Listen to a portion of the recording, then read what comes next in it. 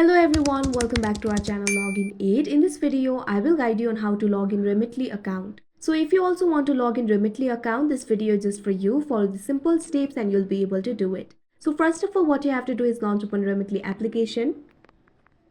You can see over here, you'll be led to this kind of interface. If you do not have an account, you can tap on the join now option that you can see right over here. After that, you'll be able to create an account for yourself. But if you already have an account and if you want to log into your account, all you have to do is tap on the sign in option that you can see at the center of the screen. Now you can see over here, you'll be led to this kind of interface. Over here, you'll have to enter your email address and password. You can see over here, email address is already written. But if you want to change it, simply tap on it. Now enter the email address. After that, enter the password. Make sure to enter the correct password. You can check it by simply tapping on the eye icon that you can see right over here. If you have forgotten your password, simply tap on the option forgot password and after that you'll be able to reset it.